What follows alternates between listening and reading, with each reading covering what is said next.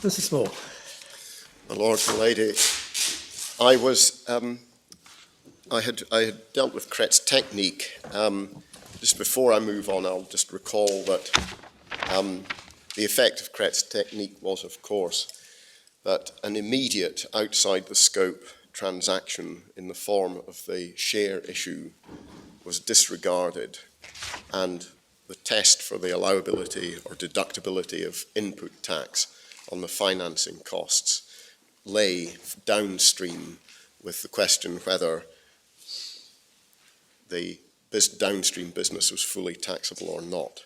And in Kret's technique's case, it was, so full input tax deduction was granted. Now, that, of course, is rather different to BLP, or at least one interpretation of BLP, where the central presence of an exempt transaction blocks input tax deduction. So I'm just making the point that where we are dealing with these outside the scope fundraising transactions, BLP does not have the simple application that it does to exempt transactions.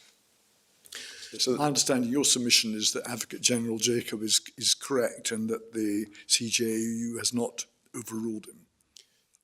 Drawing the distinction between the exempt supply blocking the chain and as you would have it, the out-of-scope transaction just simply being disregarded. Yes, my Lord. In Abbey National, there is a question whether the court supported the Advocate General.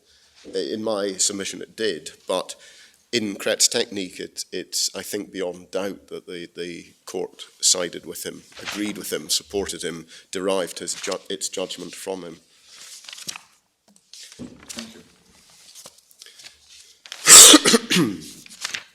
Yes, my Lord, the next case I wish to look at is a brief dalliance with Securenta, which is case number 12, tab 12.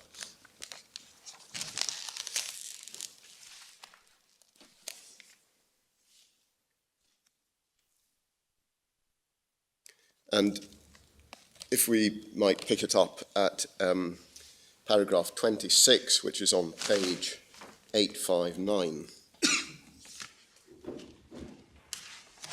Your Lordships will recall that Securenta had raised capital by issuing shares and certain other methods. And paragraph 26, the court says, it's apparent from the information supplied that Securenta carries on three types of activity. One, non-economic activities not within the scope of the Sixth Directive. Two, economic activities falling within the scope of the directive but exempt from VAT. And three, taxed economic activities. The question therefore arises in that context whether, and if so to what extent, such a taxable person has the right to deduct input VAT relating to expenditure which is not attributable to specific output transactions, i.e. the financing costs. And then on to paragraph 28. The input VAT paid in relation to the expenditure connected with the issue of shares or atypical silent partnerships can give rise to the right to deduct only if the capital thus acquired was used in connection with the economic activities of the person concerned. And then on to paragraph 29. In the main proceedings, the expenditure connected with supplies of services carried out in the context of the issue of shares and financial holdings was not solely attributable to downstream economic activities carried out by Securenta and was not therefore among the elements which alone go to make up the cost of the transaction relating to those activities. If that had been the case, then the supplies of services concerned would have had a direct and immediate link with the taxpayer's economic activity. However, it is apparent from the documents before the court that the costs incurred by Securenta for the financial transactions at issue in the main proceedings were, at least in part, for the performance of non-economic activities. And then 30 over the page, to the extent that input VAT relating to expenditure incurred by a taxpayer is connected with activities which, in view of their non-economic nature, do not fall within the scope of the Sixth Directive, it cannot give rise to a right to deduct.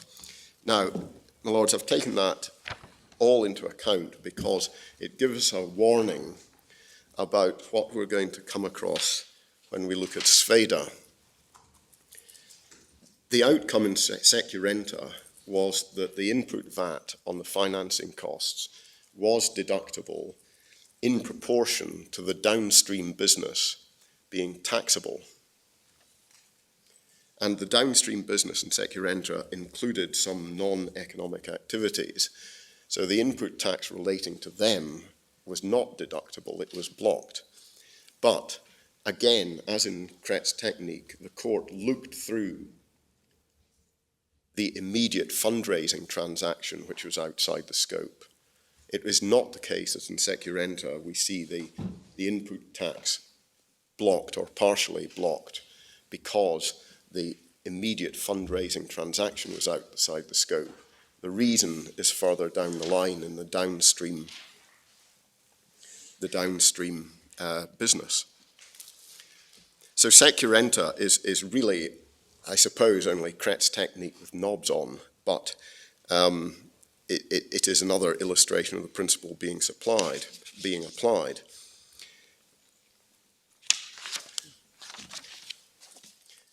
The next case is regrettably not so simple. It is SKF.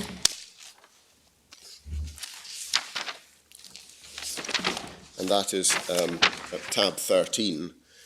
The case report begins at page 862.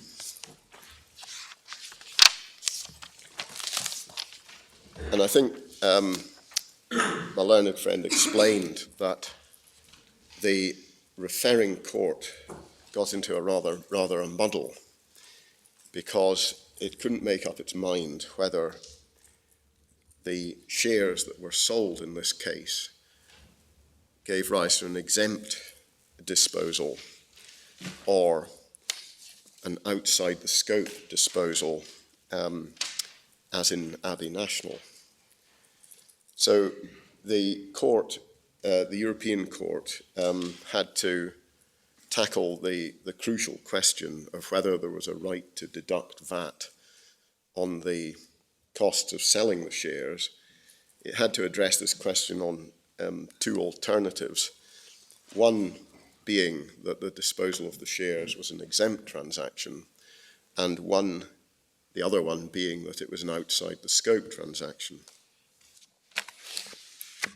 Now, what is new, or at least explicitly new, about SKF is what it says about the potential status of the VAT on the incidental costs of the share sale if the share sale was exempt. Because what the court says, and I'll come to the passages in a moment, the court says that the exempt share sale must be treated the same way as the outside the scope share sale for this purpose. So the court pays lip service to BLP, but suggests very, very strongly that it is no longer the monolith of sound law that it used to be.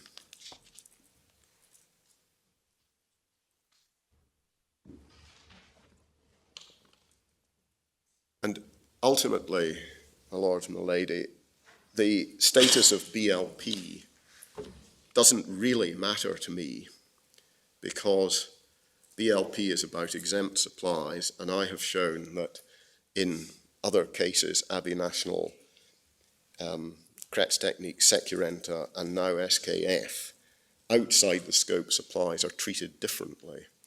Or rather, I should say, outside the scope fundraising transactions are treated differently. They are not treated in the same way as the exempt share sale in BLP was treated. So I actually don't need to rely on SKF terribly much, but it is interesting that BLP seems to have been strongly doubted in this case. So, my lords, in SKF at page 890, paragraph 54, the court picks up the question whether there's a right to deduct input VAT on the costs of the disposal of shares on the grounds that those services form part of the taxable person's general costs. And the court then reminds itself that it can't be sure whether we're dealing with an exempt or an outside the scope supply. That's at paragraph 62. And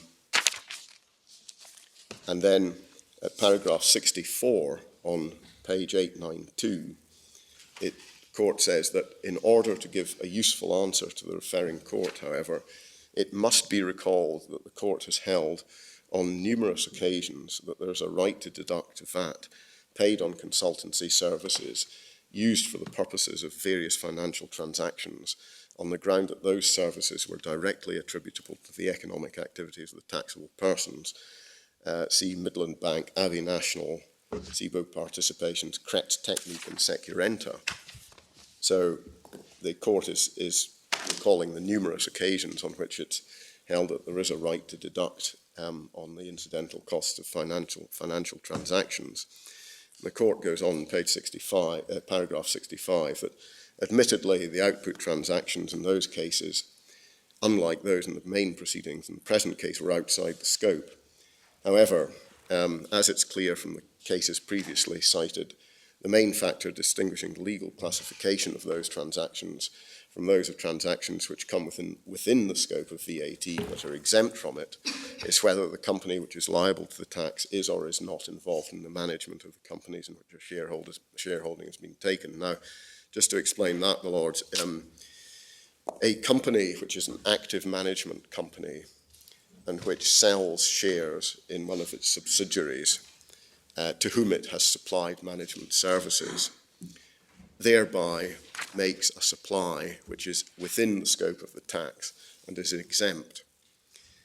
It's only in the case of a purely passive shareholder who takes no active management role in his shareholding that the disposal is outside the scope of the tax. And then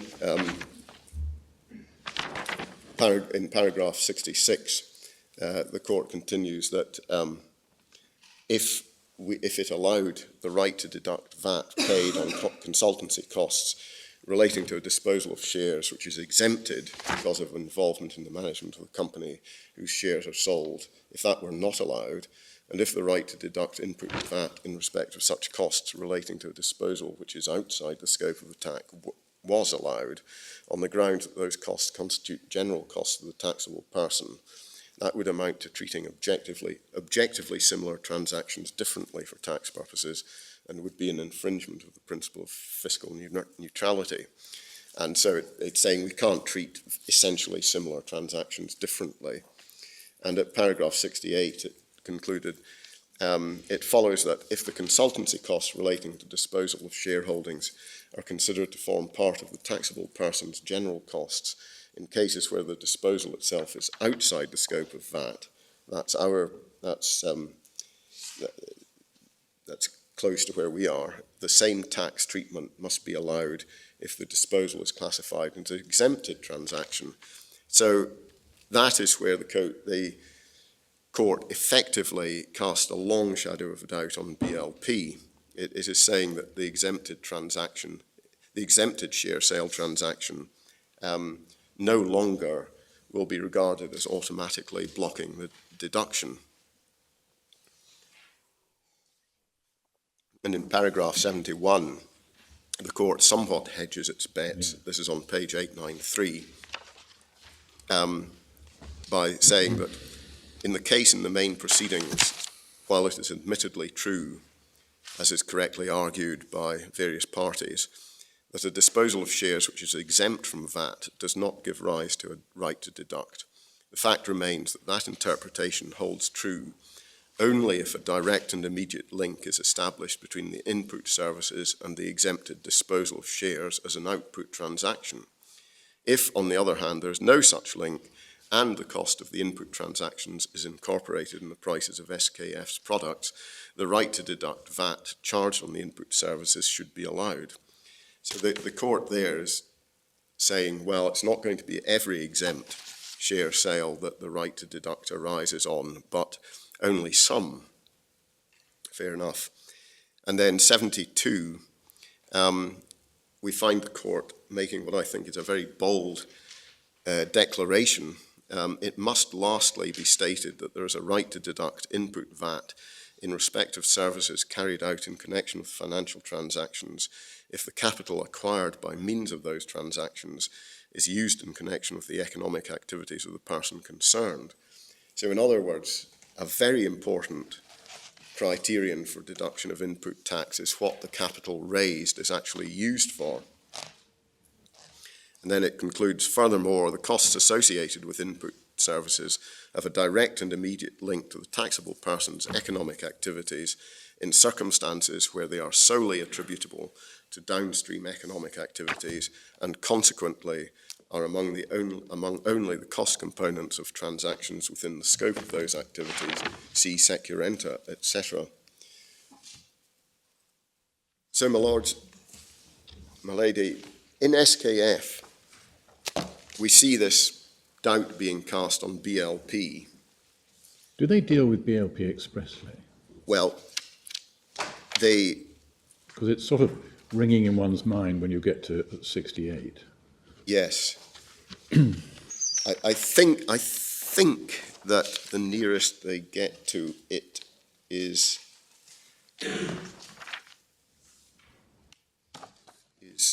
probably in paragraph 71, where they say it is admittedly true that a disposal of shares which is exempt does not give rise to the right to deduct.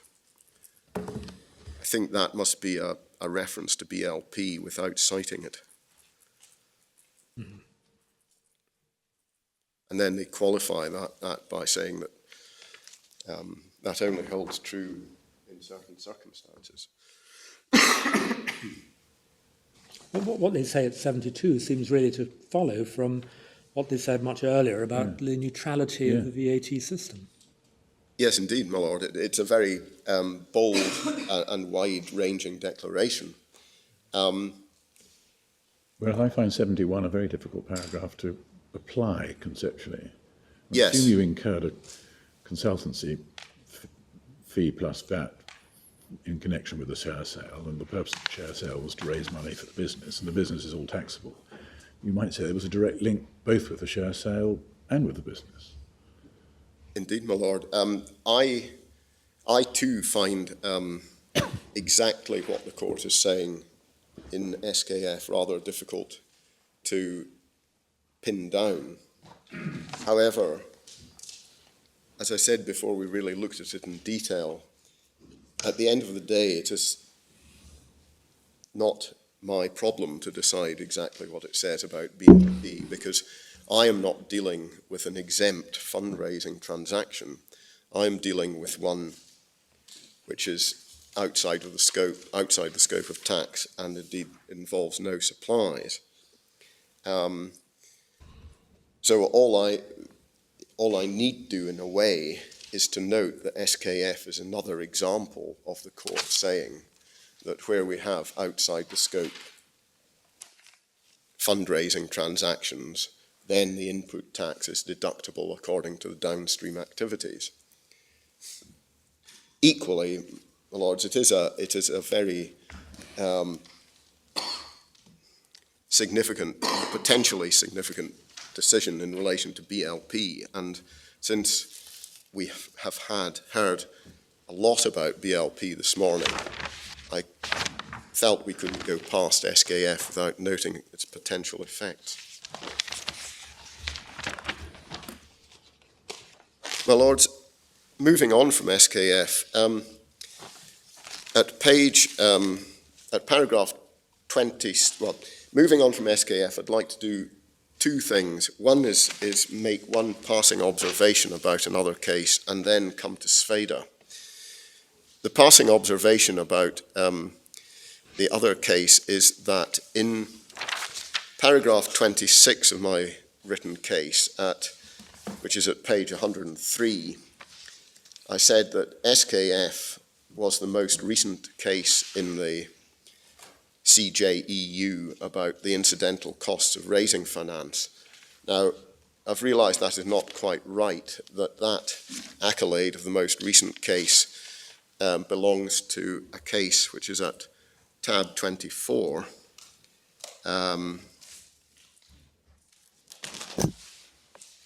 Tab 24 is page 1081, and the case is Laurentia and Minerva. Now, we don't need to go to this case because it merely reapplies Kret's technique without, I think, even giving the matter a second thought. Excuse me.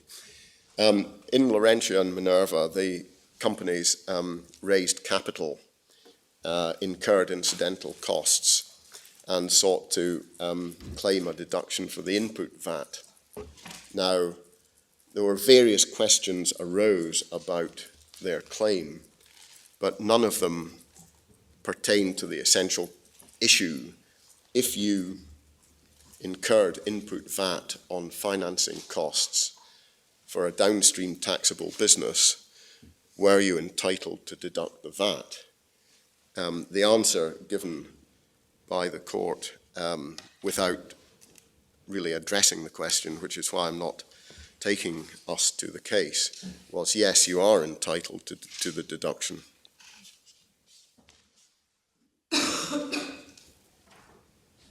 So that's another example of Kret's technique being applied to capital issues.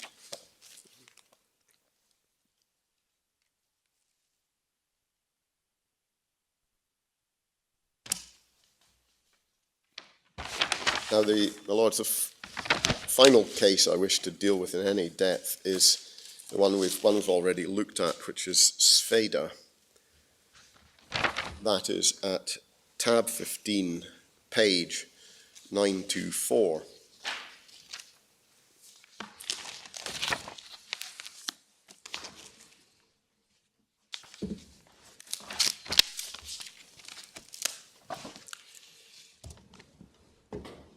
Now, Sveda is important in the general context of this subject because it was reliance on Sveda that significantly influenced the Court of Appeal to refer questions to the European Court in the University of Cambridge case. And in my submission, their Court of Appeal's reliance on Sveda was a testament to the persuasive powers of my friend Mr. Beale, rather than something that was absolutely right, because Mr. Beale appeared for the commissioners in the University of Cambridge case and relied on Sveda in seeking a reference.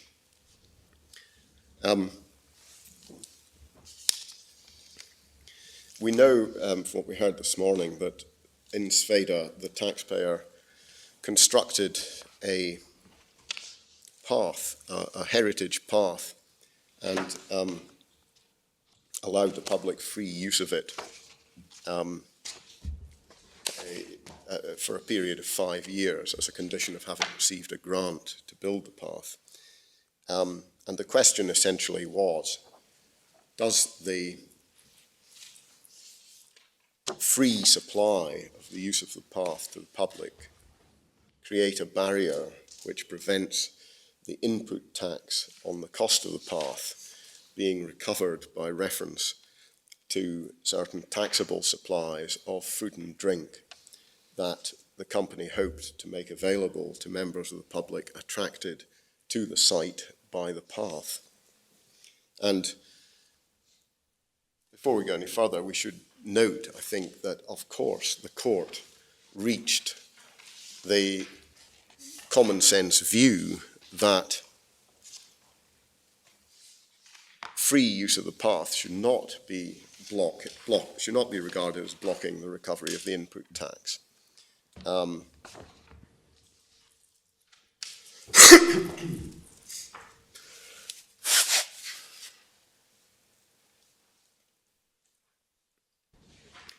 And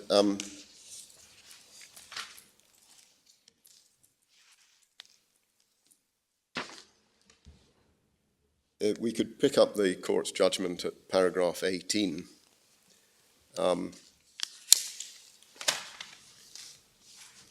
It follows from Article 168 of the VAT Directive that insofar as the taxable person acting as such at the time when he acquires goods uses the goods for the purposes of his tax transactions, then he is entitled to deduct the VAT paid or payable in respect of the goods.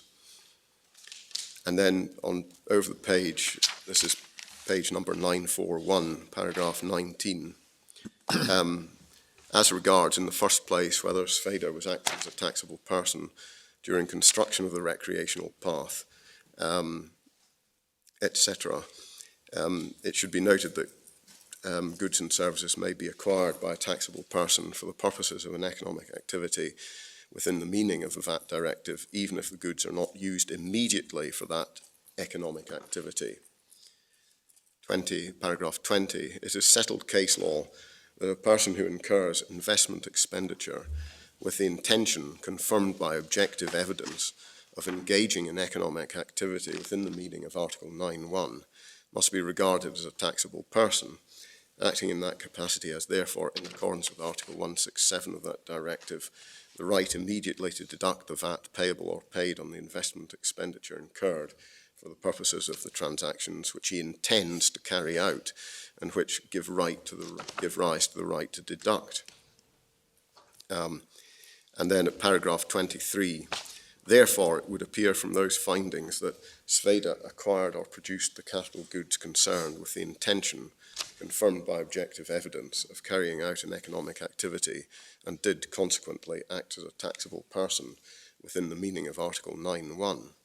Now, Lords and Lady, I've taken you through those passages because while we're at Sveda, we should note what it says about intention and the intention of a taxpayer to engage in economic activity, because I think this will be relevant to a point I'll come to later about the question of the intention of the company, in this case, to use the funds raised from claims to SFP in its business.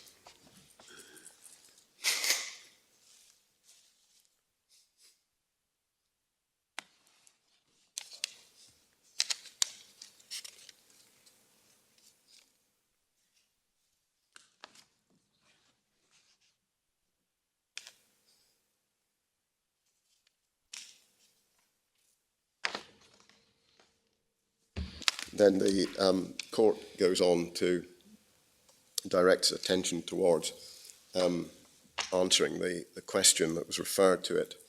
And in paragraph 30, it says, this is page 942, the findings of the referring court establish that in the main proceedings, the expenditure incurred by Sveda as part of the construction work on the recreational path should come partly within the price of the goods or services provided in the context of its planned economic activity. That is, the price of the food and drink to be supplied, hopefully, to the people who use the path. The referring court nevertheless harbours doubts as to whether there is a direct and immediate link with the between the input transactions and Sveda's planned economic activity as a whole, owing to the fact that the capital goods concerned are directly intended for use by the public free of charge. In that regard, the case law of the court makes it clear that where goods or services acquired by a taxable person are used for purposes of transactions that are exempt or do not fall within the scope of the tax, no output tax can be collected or input tax deducted. And then it refers to a certain case. Now, that paragraph 32 that I've just read, if you take that out of context, it's a potentially very, very wide-ranging statement. The case law of the court makes it clear that where goods or services acquired by a taxable person are used for purposes of transactions that are exempt or do not fall within the scope of VAT, no output tax can be collected or input tax deducted. Now, that, my lords and my lady, is completely uncontroversial, provided we understand it as having reference to downstream economic activities. Because the question that the court is having to decide is whether a non-taxable and outside the scope downstream activity, which is the free use of the path, blocks the input tax from being recovered by reference to yet another downstream activity, the sales of food and drink. So Sveda is a case entirely about the effect of particular makeup of downstream economic activity. It says absolutely nothing, my lords and my lady, about the effect of an outside the scope fundraising transaction coming ahead of whatever downstream transactions there may be. Yes, you didn't refer us to it, but I think we can see that in MS 891 at paragraph 59, which HMRC referred us to. Because there it says, where goods or services acquired by a taxable person are used, and emphasize are used for the purposes of transactions that are exempt or don't fall within the scope of VAT, no output tax can be collected or input tax deducted. That's a statement about downstream activity as well. Yes, my lord, I believe And that's right. so you say what 32 of Sveda is referring to essentially is this. Exactly, my lord. Yes. But it's easy to take a broad statement like that out of context, and I urge that we do not.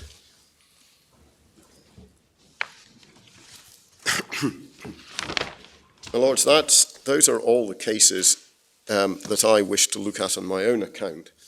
If I might say a word about the cases that Mr. Beale took us to this morning, which I haven't covered, it does seem to me that what one can take from those cases is the simple fact that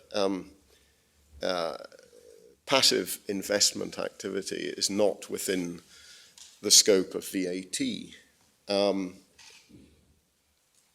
But I hope I'm not missing something here, but really I'm not sure that there's much more to be gained from them and applied to our situation. As I say, I hope I'm not doing the commissioners a disservice by understating their case, but that's all that those cases seem to me to establish. So that it seems to have taken a long time to get clear on it, but we are now perfectly clear that passive investment activity is not an economic activity, and therefore not within the scope of the tax. Having looked at them in the lunch break, I can't really see much more in them than that. And my Lord Reid raised welcome trust just before lunch, tab 16, page 945, and made the point that what seemed to have been happening there was a diversification of the holdings of the trust, which rather than a sale and reinvestment in downstream activities, and that does appear to be the case. Yes, at paragraph 11 of the court's judgment on page 957, we see the aim of the sale by tender was to raise funds for purposes of more diversified reinvestment. And although at paragraph 13 there's reference to the trust having a property portfolio in respect of some of which it had waived exemption from tax, so that this would be a taxable activity. There's no suggestion that there was capital raised and invested in that activity. Had there been, then I, with the benefit of 25 years hindsight, would have been advising Wellcome Trust to claim some of the input tax. Kretz Technique, which was the case which really opened all this up, came in 2005. So it was some considerable, and that Kretz Technique came as news to many advisors.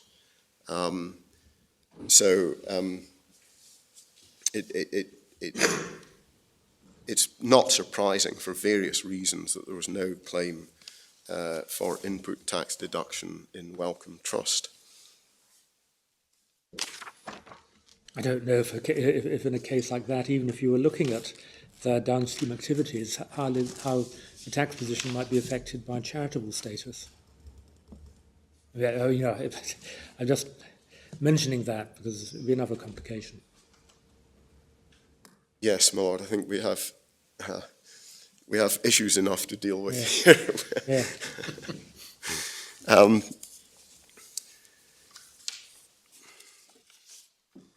My lords, I'd now like to say a word on the distinction between capital and income.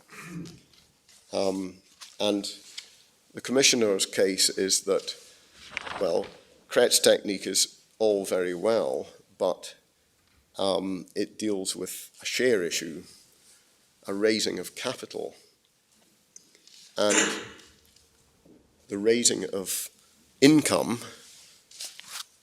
is different.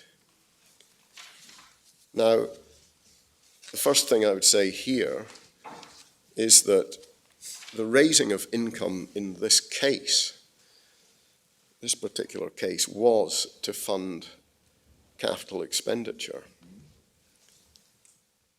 The reference in the first-tier tribunal judgment, we see that Mr. Smart had in mind the wind farm, the new cattle sheds, potentially perhaps purchasing another farm. So these are big items of expenditure. I think a Dutch barn. A Dutch barn. So one wonders how valid or valuable it is to draw a strict line between capital and income for this purpose. I think I was wondering about that before the short adjournment.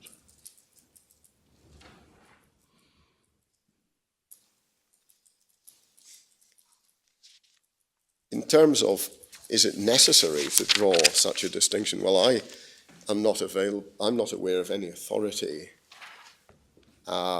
which would lead one to suggest that it is. The matter probably has simply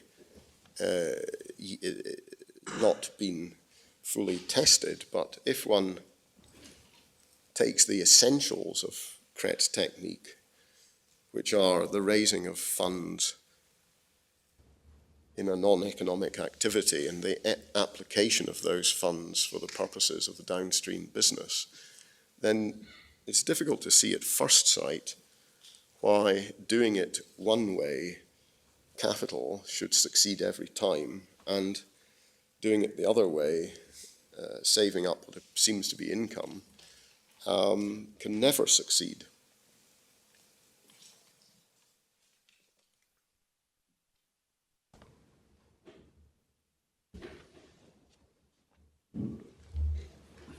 The commissioners in their written case draw attention to certain anomalies which they see as potentially arising if Mr. Smart's claim is allowed by this court. I think the main one is that traders might thereby gain an unfair advantage over non-traders.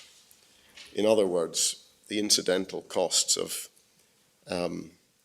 acquiring income would be deductible to traders if they, or the VAT would be deductible if the capital, if the income to be acquired were to be deployed in the wider business. Well, I see that as not as an anomaly, but as a corollary of the fact that those traders already have that right in respect of capital. So if a trader is in the fortunate position of being able to issue shares and raise capital, then he can get a VAT deduction for the input tax on the incidental costs, whereas a passive investor seeking to raise capital in whatever way cannot do that. So if there is that distinction, that favour granted to traders, why not? Why are the traders not also entitled to a deduction for the VAT on the incidental costs of raising income?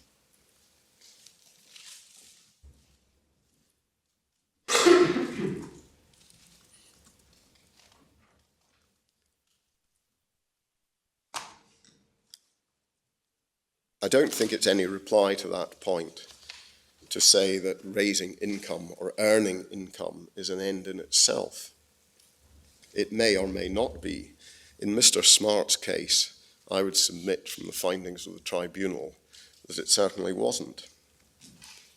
And it's not as if Mr. Smart had a £900 million plus investment fund like the University of Cambridge did, a fund which was managed by professional management investors.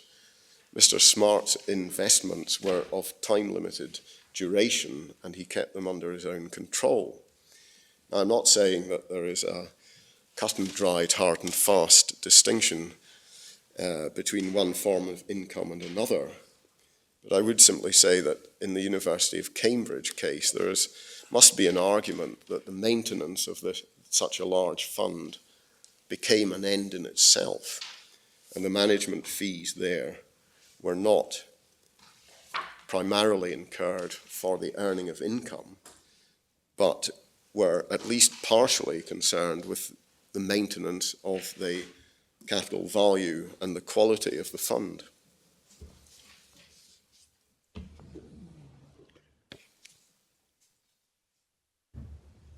Are you implicitly acknowledging if the purchase of the units was an end in itself, that then there would be no right to deduct? Yes, Lord. That comes from I think A, general principles, and B, the University of the University of Southampton case, which is at tab 32, is probably the clearest illustration of that. Or indeed the tab 33 vehicle control services. I mean, I might say a word about vehicle control services. It's a rather remarkable case about a company which made its money from charging people for parking spaces, which was a taxable activity. But most of the money, 90% of it, came from the levying of parking fines, which is an outside the scope activity.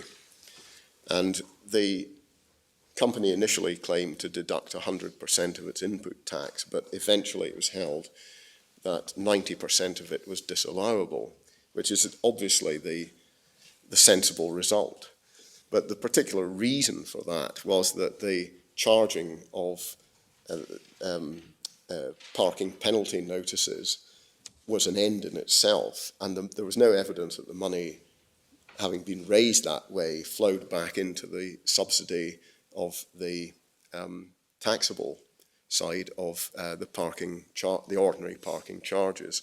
So yes, my lord, the short answer is I would accept that if the purchase of the units of SFPE were an end in itself, then equally end I mean, of at story. first sight, the extraordinary disproportion between the volume and profitability of the purchase of the units on a fairly highly geared lending program and the underlying farming activity makes it look as if it was an end in itself. Is it an answer to that the the net proceeds will be thereafter used for some more conventional purpose? Well, I think... Or is it simply that the facts as found don't permit an end in itself analysis in this case? Well, I certainly think that the facts as found don't permit such an analysis, but a number of points come out of that, my lord. The first is I don't agree with my learned friend's suggestion that we look at the cattle sales of the business on day one of the first purchase of the units and say, well, those are that is the general business with which we have to establish the connection.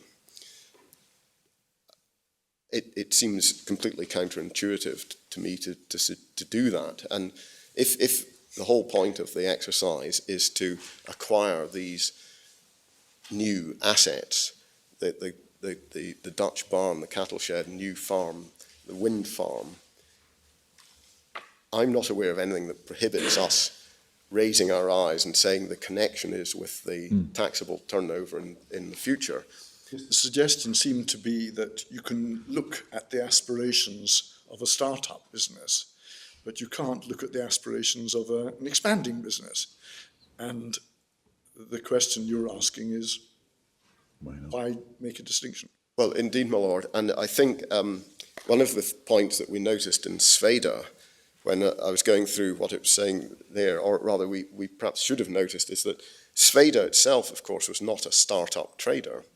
It may have been newly establishing the theme park in this particular location, but it certainly wasn't complete startup trader. And I think in one of the passages, well, my lord, I'll come back to that point next, but the other thing I would say about all this, of course, is that there is provision in British law, express provision in British law, for the clawback of VAT which has been repaid to a trader if he doesn't in fact deploy it on making taxable supplies. So that if we accept that the purchase of the units of SFPE was not an end in itself, and allow the trader to have some time to invest the money as he said he's going to do.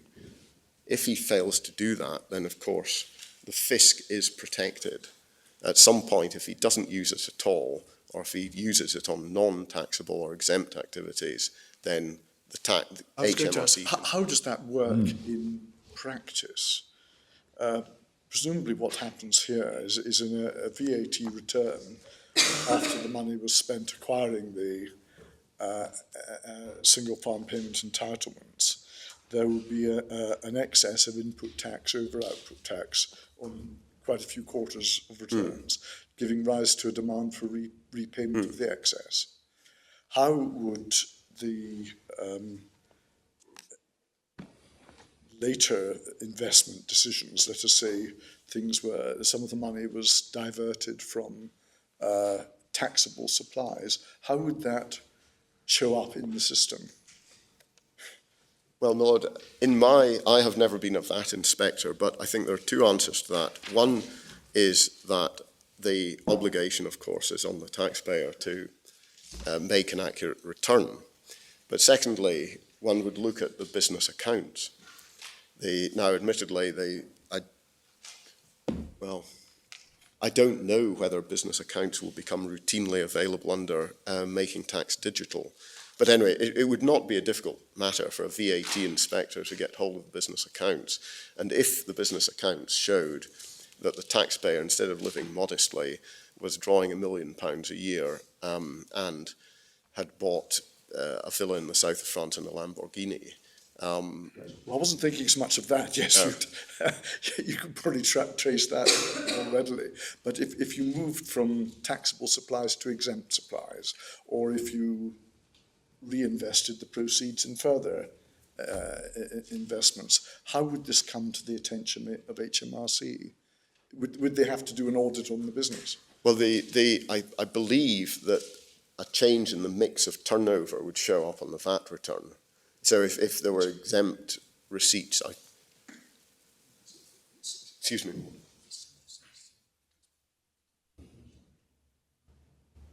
I think it would require probably an inspection. Yes. Yeah. What if the company went into creditors' voluntary liquidation with all the money still in the bank account, paid its office holder and distributed the rest to the shareholders?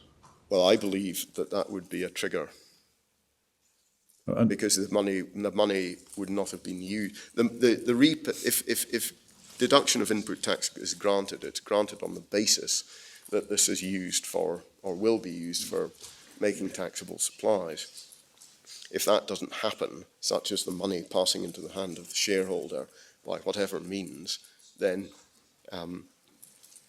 that would be an occasion. I believe that would be an occasion for recovery of the input tax deducted.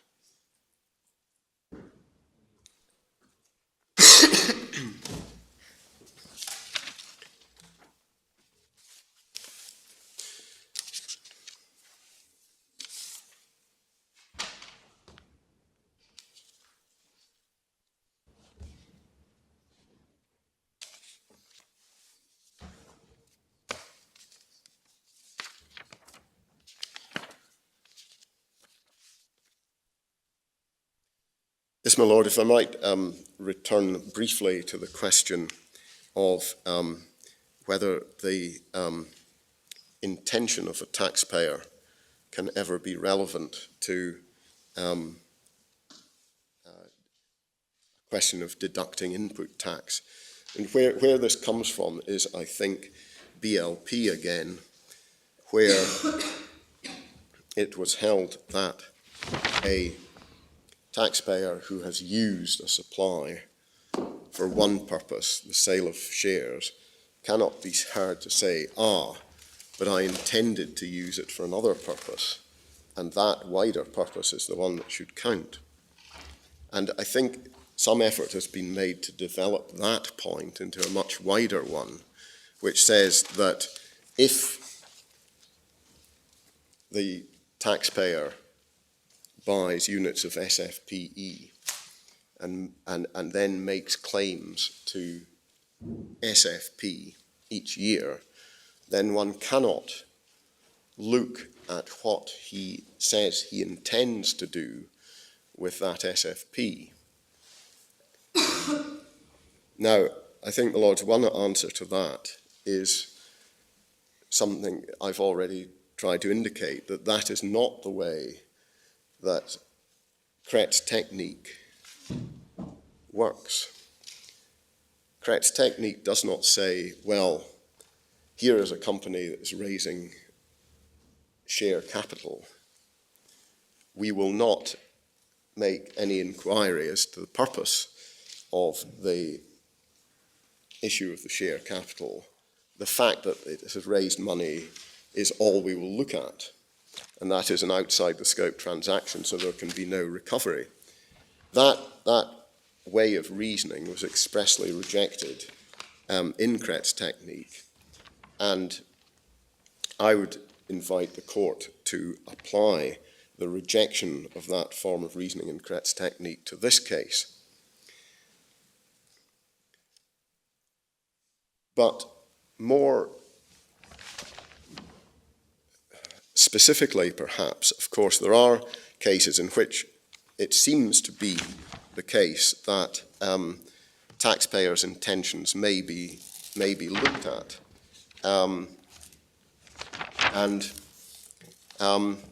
One that we haven't looked at before, which I would like to look at now, is Belgium against Ghent Coal Terminal, which it was relied upon in the upper tribunal by Lord Tyre to deal with this point. And I think Lord Tyre, with respect, the greatest respect, got this absolutely right.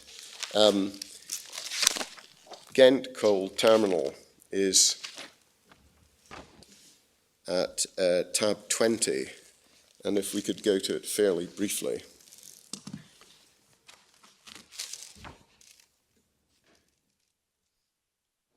It's page 1024.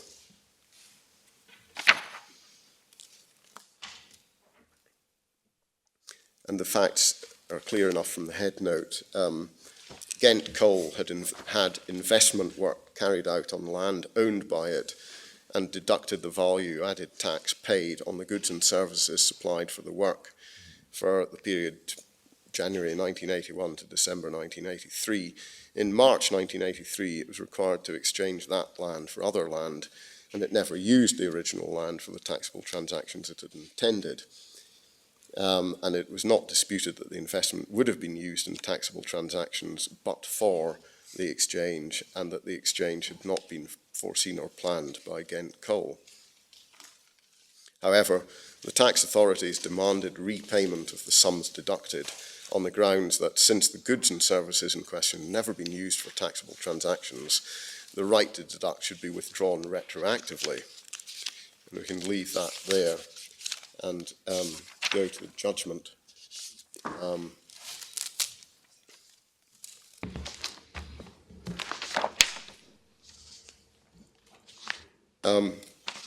Paragraph 8, which is on page 1035.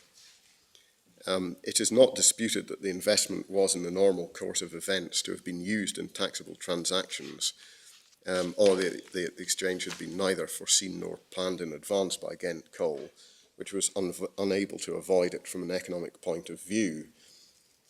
And paragraph 11, the Belgian state takes a view that when goods or services supplied have given rise to a deduction but have never been used for the purpose of carrying out taxable transactions, the right to deduct must be retroactively withdrawn and the deducted VAT repaid in full. Paragraph 12, Ghent Coal argued to the contrary, and a question was referred to the European Court. And then paragraph 17 is the crucial little section of the ECJ's judgment. Paragraph 17 on page 1036. It follows that a taxable person acting as such is entitled to deduct the VAT payable or paid for goods or services supplied to him for the purpose of investment work intended to be used in connection with taxable transactions. So this was a case where no use actually transpired, and that is not our case. But there is the court saying that intention of the taxpayer is sufficient. Doesn't that reflect on your submissions about clawback? Yeah. And if the right to deduct, as I understand it, is enshrined in the existence of the bona fide intention to make use of the money for taxable purposes at the time when the expense is incurred, or at any rate at the very latest when the next VAT return is made and the deduction is claimed. Providing it was a bona fide intention at that time, the fact that 3 or 4 years later, I mean, here it was economic force majeure, but does the principle go further to say that a bona fide change of mind still doesn't mean that you lose your original deduction?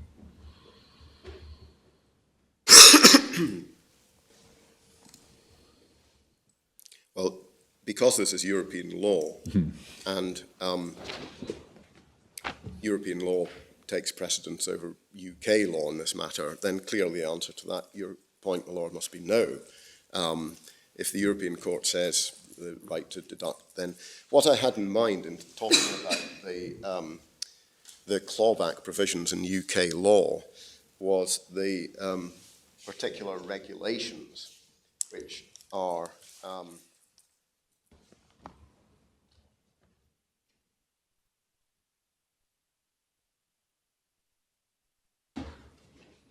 In relation to the point just raised by Lord Briggs, paragraph 20 talks about circumstances beyond the person's control. And in 12, it was called economic force majeure, in 8. Yes. Right. I mean, there is no doubt that the right to deduct is preserved in those circumstances.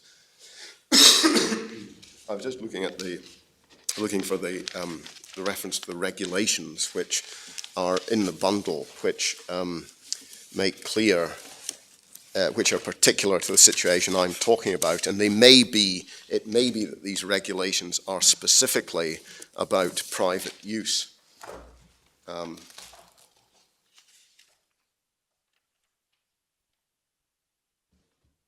Yes, it's the statutory material is at tab 35. It's the a supply of services order from 1993.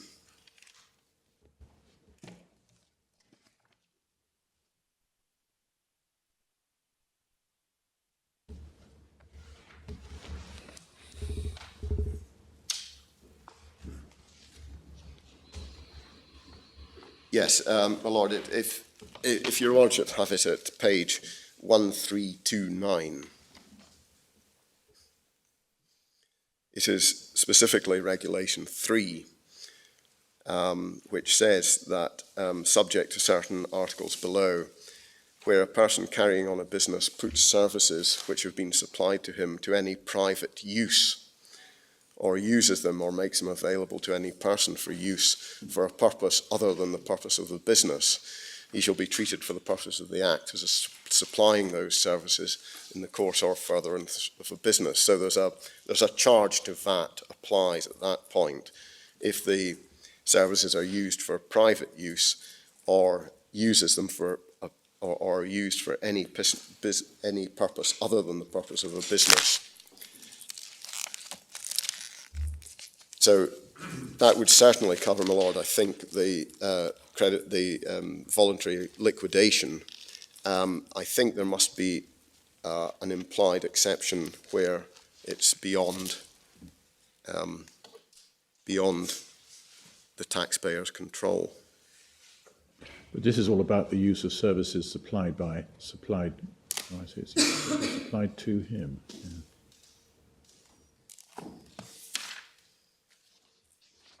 Yes, supplied to him. So it would be the respondent company carrying on a business. It would services supplied to it are the units of SFPE, yeah. And if it were to put them to the extravagant private use of its shareholders, then there would clearly be a charge under that section.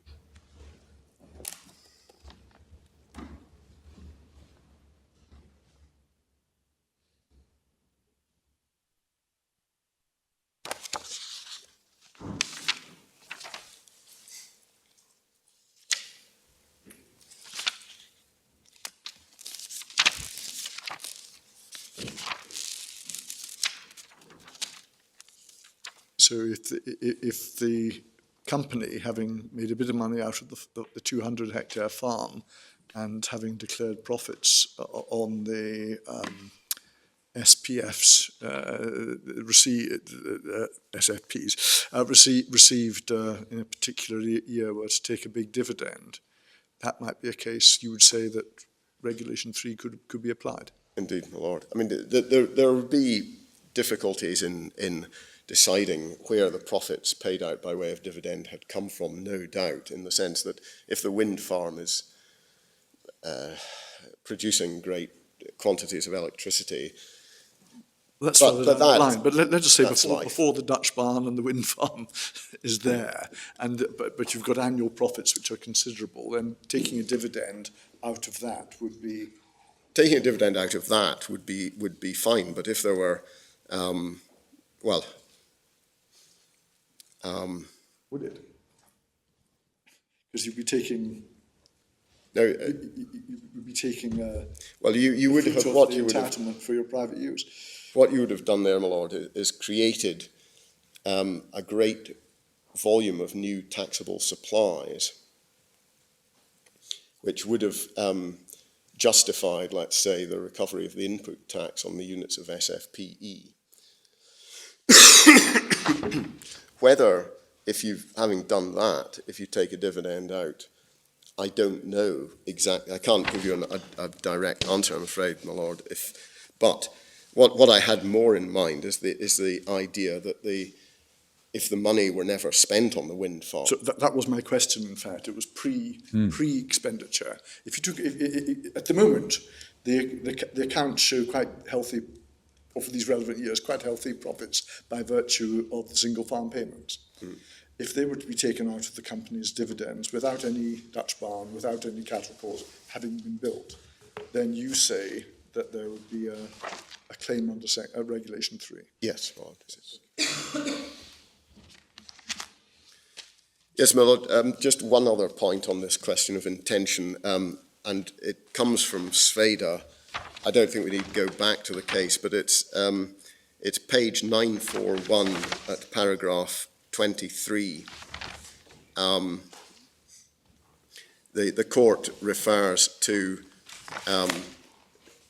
the fact that Sveda acquired or produced the capital goods concerned with the intention confirmed by objective evidence of carrying out an economic activity.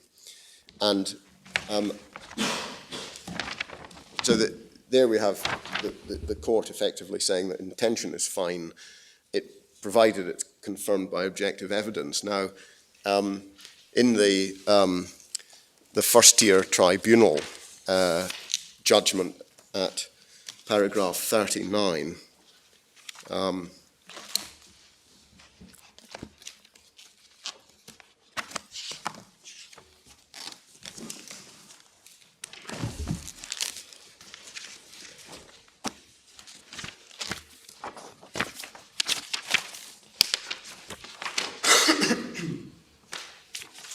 is that?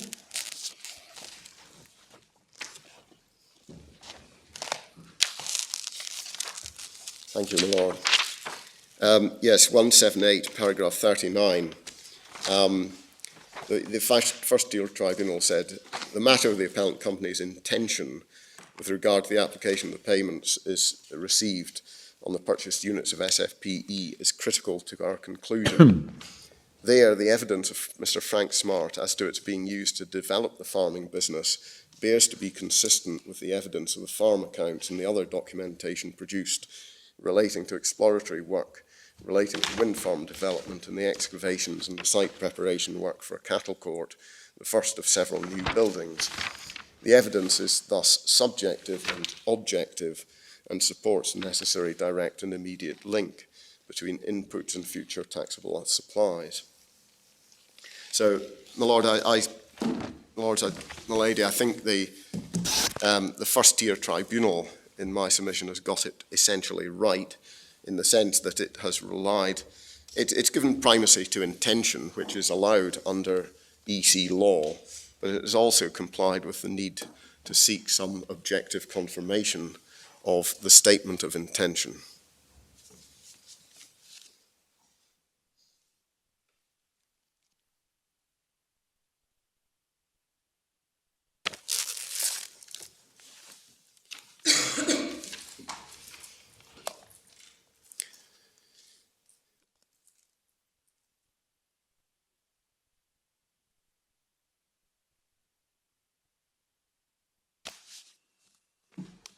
And we get the same in Sveda at paragraph 20, don't we?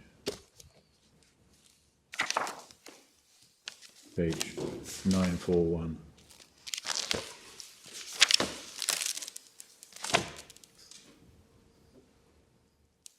Yes, my lord. It's settled case law that a person who incurs investment expenditure with the intention confirmed by objective evidence of engaging in economic activity. Yes, indeed. That's all I wanted to say on the question of intention. The next, I have 3 topics left to cover, which are none of them are very big, fortunately. The first one is to refer to the question of cost component. And this is, I'll do this by reference to case number 29, Volkswagen Financial Services UK.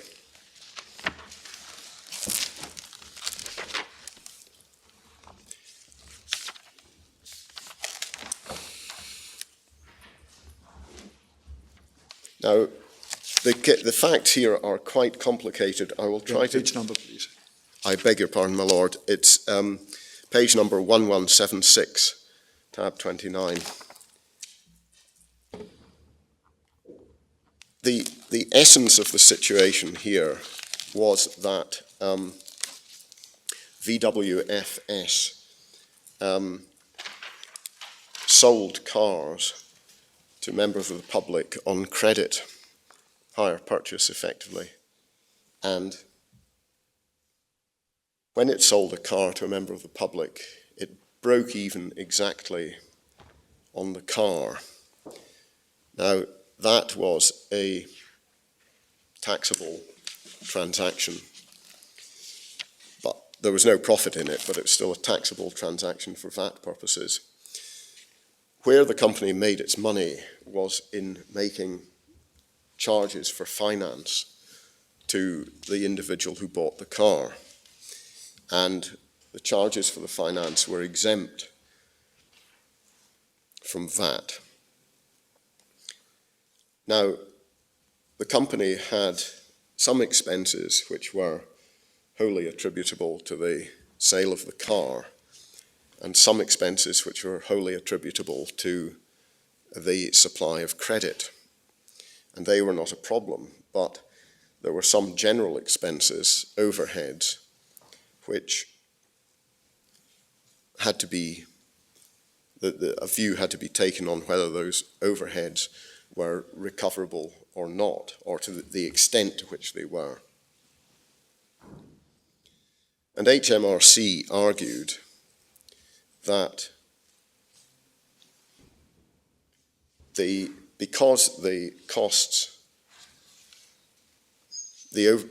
none of the overhead costs were economically recovered by reference to the sale of the car, which was a taxable transaction,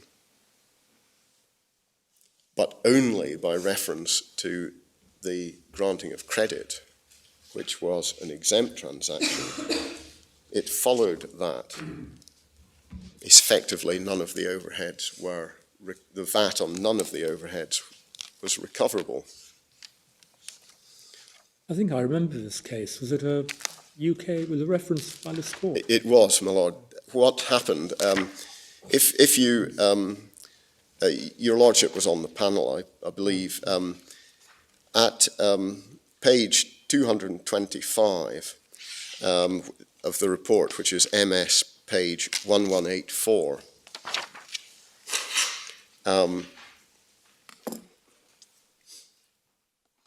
the court, this court referred a number of questions to the European Court, and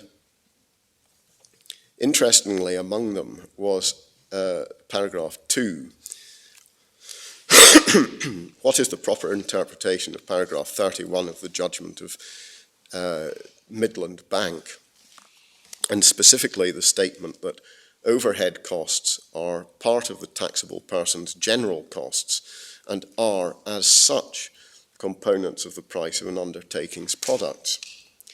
Now, I believe that the force of reason for referring this particular question to the European Court was the idea that this deeming provision in the Midland Bank, saying that general costs were deemed to be cost components, was too good to be true. And that really, I may be wrong, but I suspect there was an idea afoot that this would come back, the question would come back from the court saying, well, overhead costs are not necessarily pure and simple, always deemed to be components of the price of an undertaking's products, that there are other tests which should be applied. Because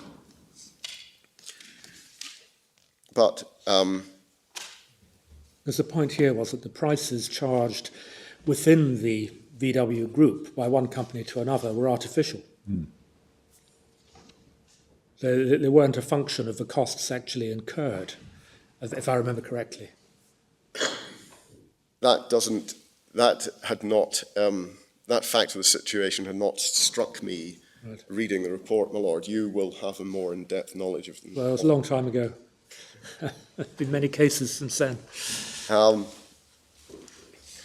And the court answered the questions at passages at pages 1205 and 1206.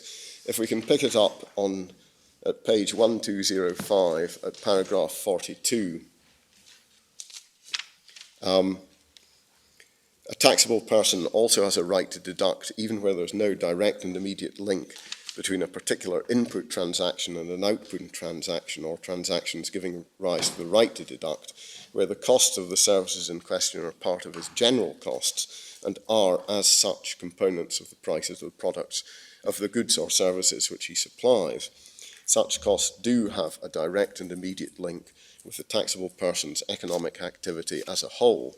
So that paragraph is just reiterating the familiar proposition about overhead costs being part of his general costs and, as such, components of the price of the goods or services which he supplies. And then the court continues in paragraph 43. In this case, it is apparent from the order for reference that the general costs at issue in the main proceedings have a direct and immediate link with the activities of VWSFS as a whole, and not merely with some of them. In that regard, the fact that VWFS decided to include those costs not in the price of the taxable transactions, but solely in the price of the exempt transactions, can have no effect whatsoever on such a finding of fact. So the message there is that the VAT idea of a cost component is not aligned with the economic reality. And the court continues, thus, insofar as those general costs were in fact incurred, at least to a certain extent, for the purpose of the supply of vehicles, which are tax transactions, those costs, the overheads, are, as such, components of the price of those transactions. Accordingly, a right to deduct arises in principle in accordance with the considerations set out earlier in the judgment. And I think I don't think I need read any further, because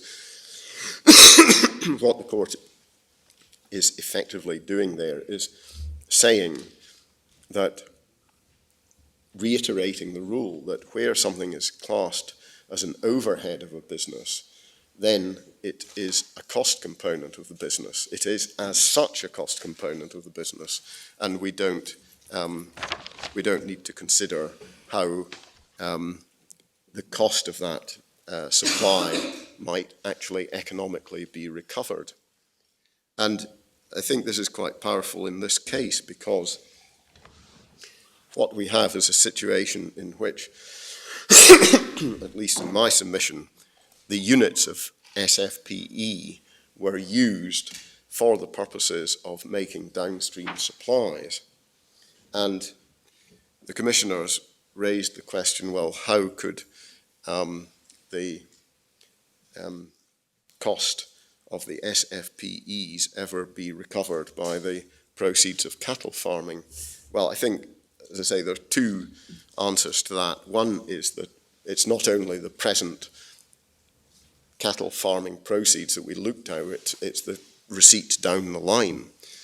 But in any event, once we've said that these are general costs, the units of SFPE are general costs, which in my submission they are, because they're not attributable to particular supplies, and they've been incurred for the purposes of the benefit of the taxpayers business as a whole. Once we say they're overhead costs, then HMRC against VWFS effectively says that's the end of the story. They are cost components, and we don't need to look any further.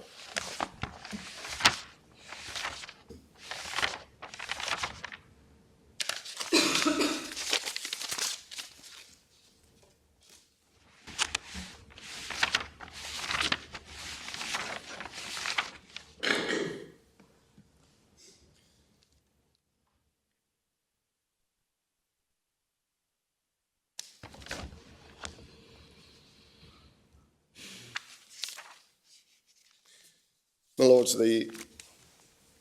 moving on to my penultimate topic, which is the need or absence of a need for an apportionment of the input tax.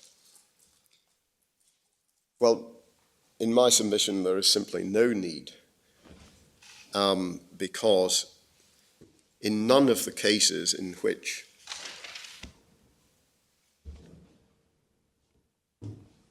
input tax has been allowed to be deducted on financing costs has any apportionment been made other than by reference to the downstream activities.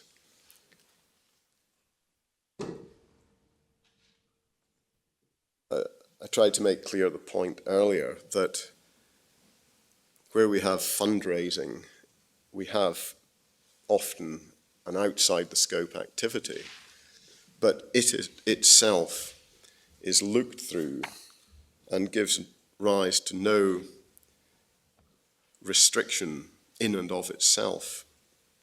If there is a restriction, it comes because part of the taxpayer's downstream business is exempt or outside the scope. In this case, the taxpayer's business is fully taxable, so there are no grounds for a restriction of input tax.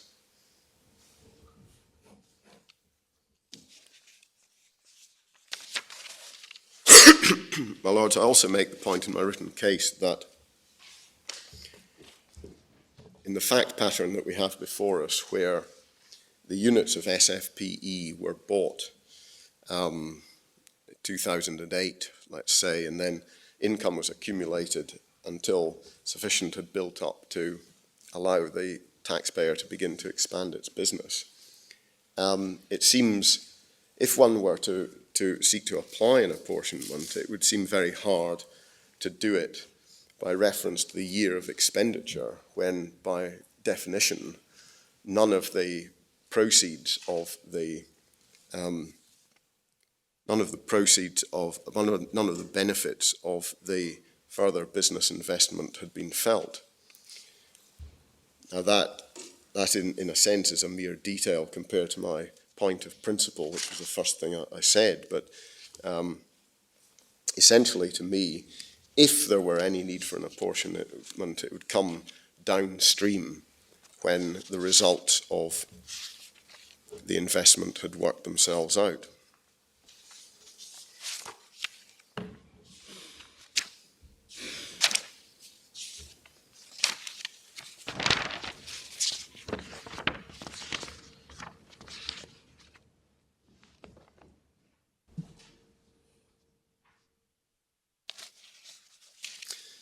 Lords, my final point is to say a little about the question of a reference to the European Court of Justice. Now, I can be brief on this because I have covered it significantly already.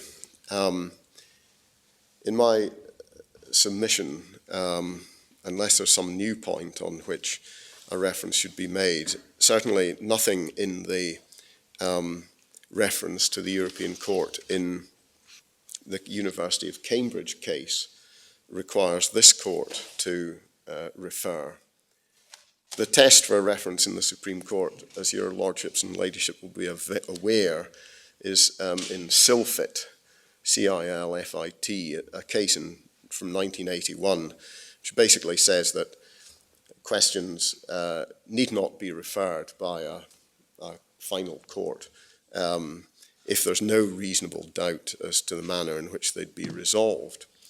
Now, the questions which were referred by the Court of Appeal in University of Cambridge seem largely to have been sent there, or to a significant extent they were sent there by the reliance placed on the court, placed by that court on Sveda. And I have already said that the dictum in Sveda, which seems the court relied upon significantly, about there being no recovery of input tax where there are exempt or outside the scope of supplies, can only be taken as referring to downstream supplies and not to the very act of fundraising itself. Indeed, in Sveda, there was no act of fundraising. The case was about something completely different, and Kretz technique was not even referred to. So I feel that to the extent that Sveda was relied upon as creating doubt in the court's mind, I do not think that it need create doubt in this court's mind. The other main reason for the reference made by the Court of Appeal was that was the income or capital question. Now again, my lords, I have tried to make clear my views to you that I see essentially nothing in this. If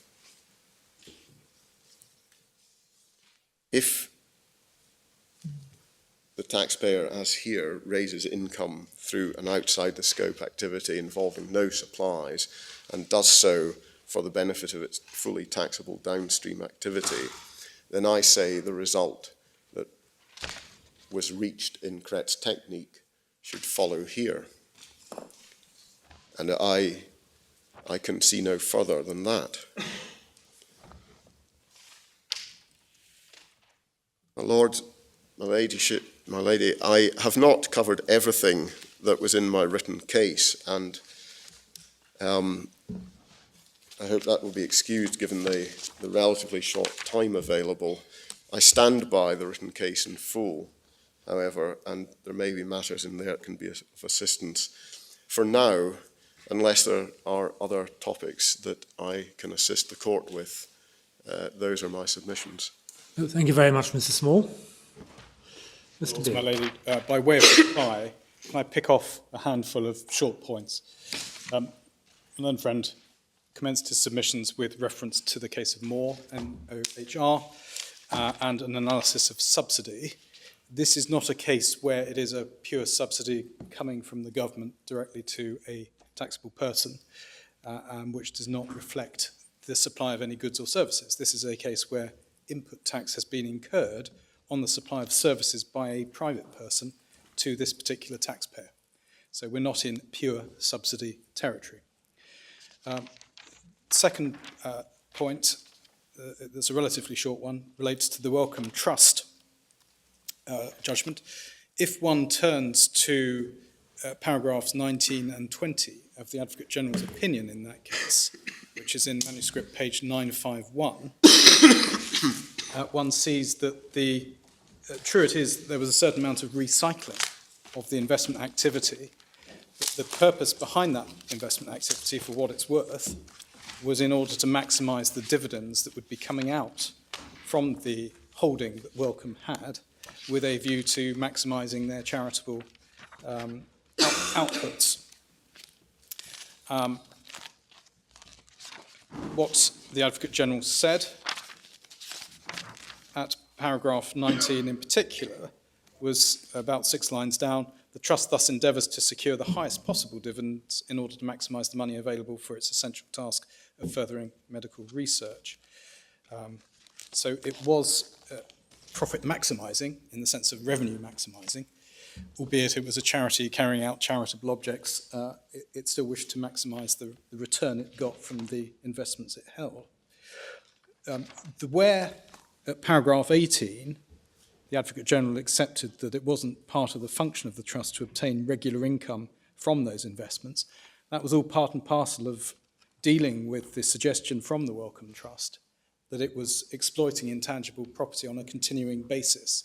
So it was trying to shoehorn itself into that particular part of economic activity, which is reflected in share dealing or professional bond dealing and so on. And the Advocate General said, well, they're not seeking, they don't have a continuity to their trading activity, which is such as to bring it in within the scope of economic activity.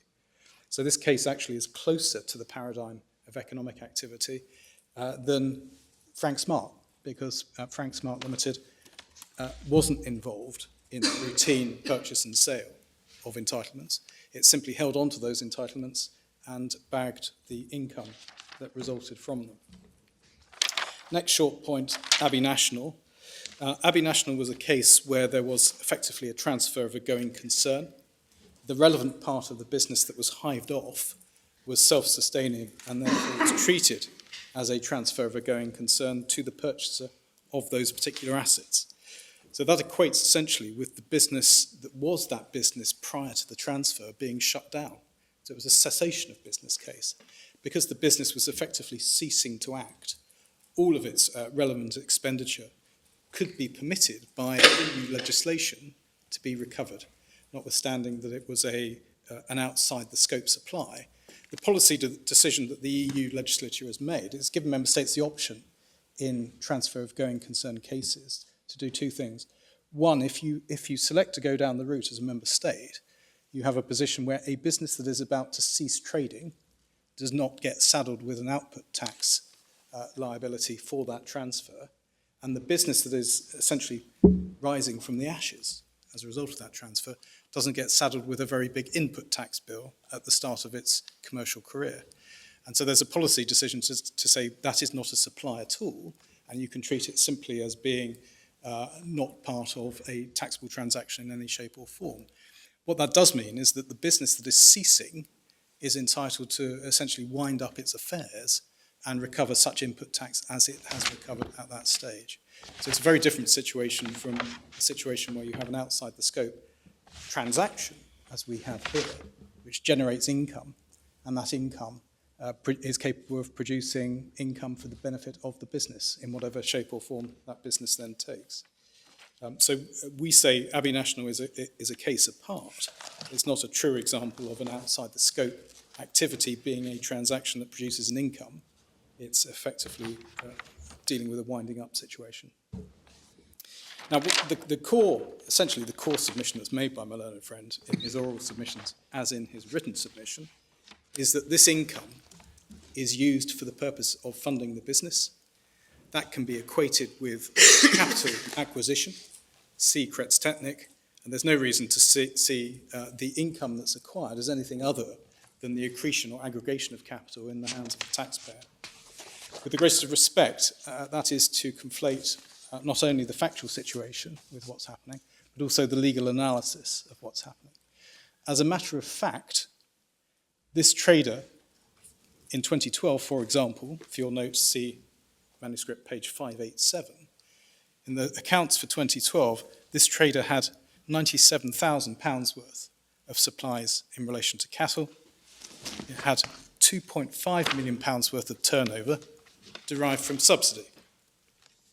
If one takes that subsidy at face value, £2.5 million odd, and assumes that 20% of that must have been, actually that, one can't do that analysis. What one does know is that over the course of the 5-year period, £1.05 million worth of input tax has been incurred.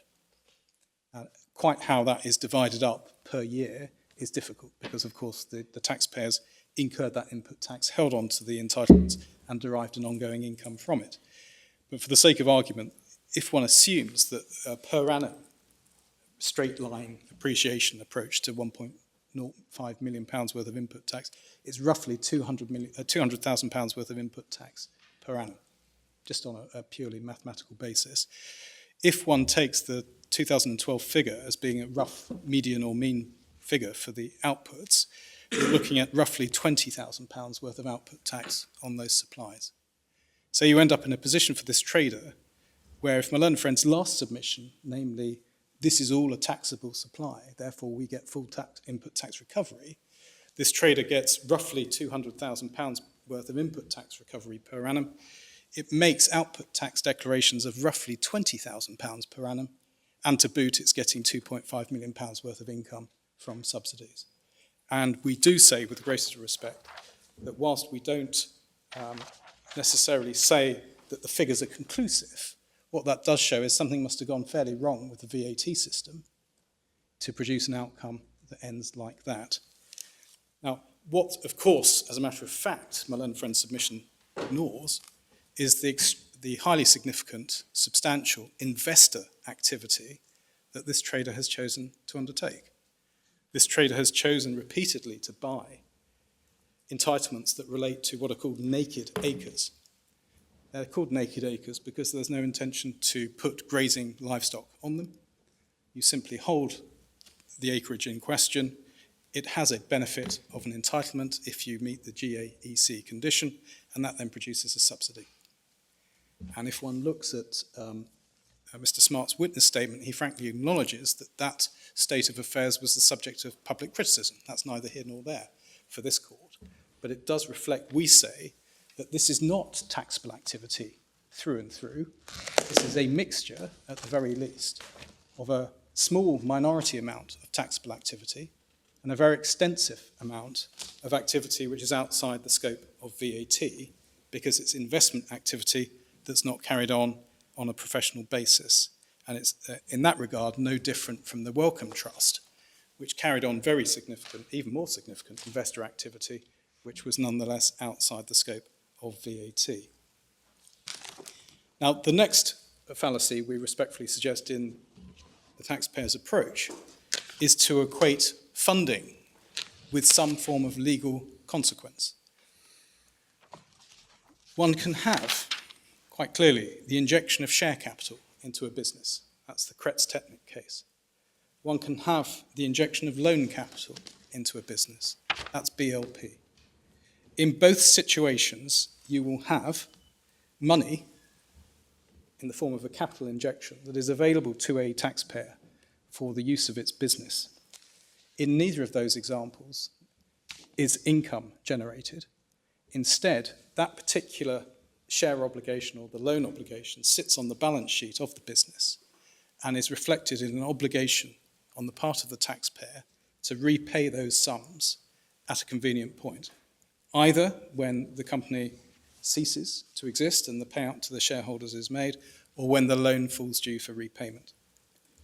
Now, in contrast, if, for example, a business acquires income on a repeat basis and it pulls up in a bank account, it may actually produce very significant sums, and that's frequently referred to as a cash cow, no pun intended in this case. But what you have from that is the generation of income, which can be used for any purpose, which can be either paid off as a dividend, or it can be reinvested, or it can be used to fund different transactions, be they taxable or exempt. The short point is that it doesn't stay on the balance sheet. It's turnover in the hands of the business, and VAT is a turnover tax. If the position were otherwise, we are in a position where, on my learned friend's case, making purely exempt transactions, provided they are with the stated intention of helping the business at the downstream level, or helping taxable transactions at some stage, would give rise to recoverable input tax. So if, for example, a particular company is engaged in exempt supplies of property, for the sake of argument, say a trader decides to have holiday cottages that it lets out to get some income, while at the same time it's giving consultancy services either of accountancy or information technology, it doesn't matter what. Say that trader makes £100,000 per year from the consultancy services, but generates a nice side income of £20,000 a year from the holiday cottages.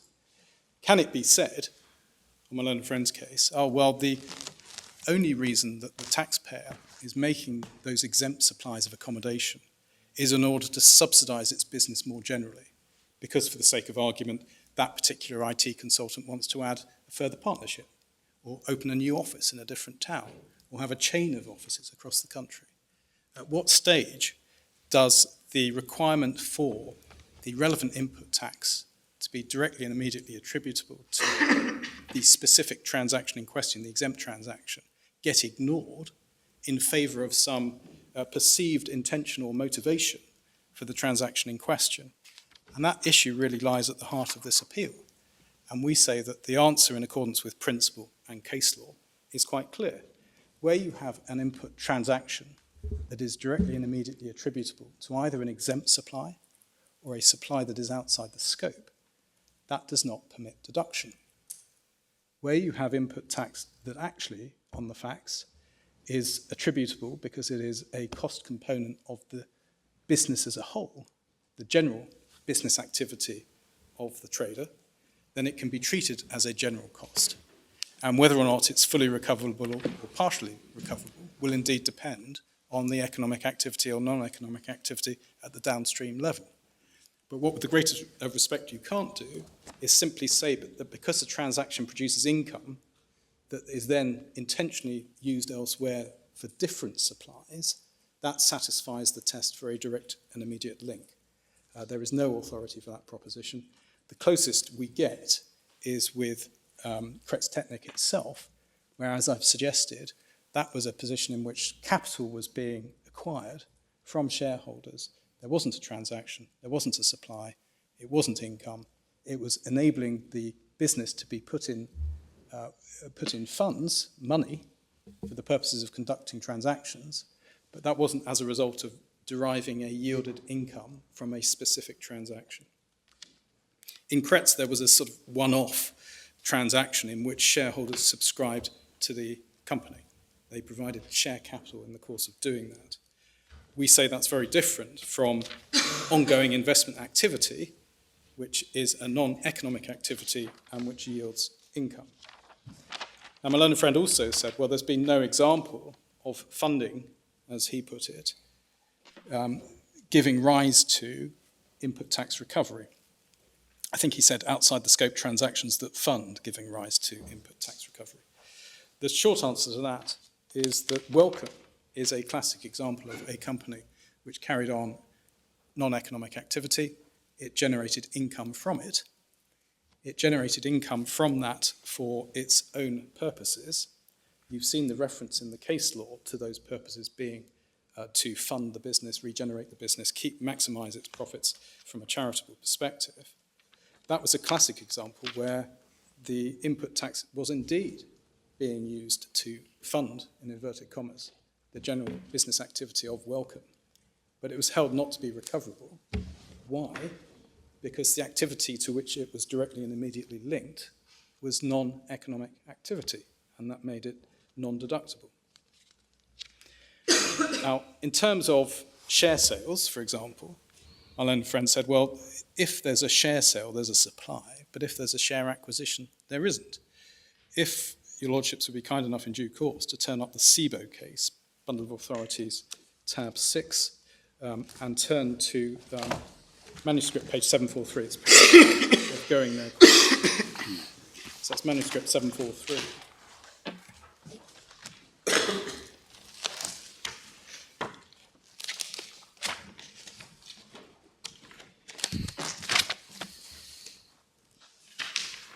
Paragraph 19.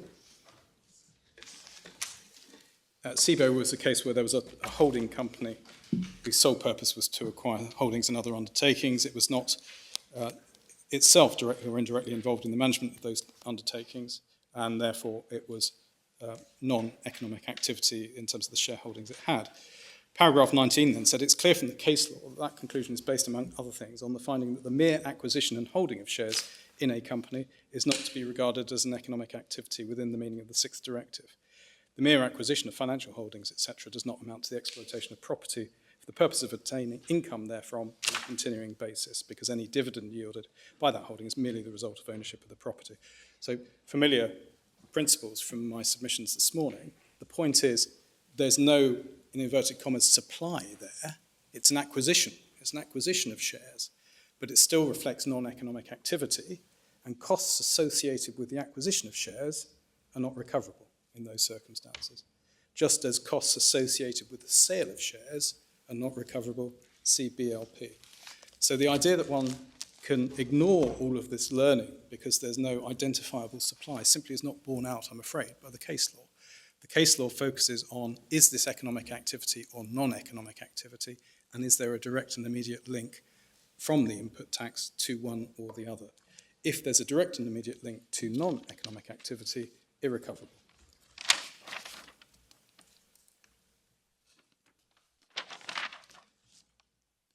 Securenta, if I could just invite you to note, the capital that was raised in Securenta was used for economic and non-economic activity. That is obviously correct.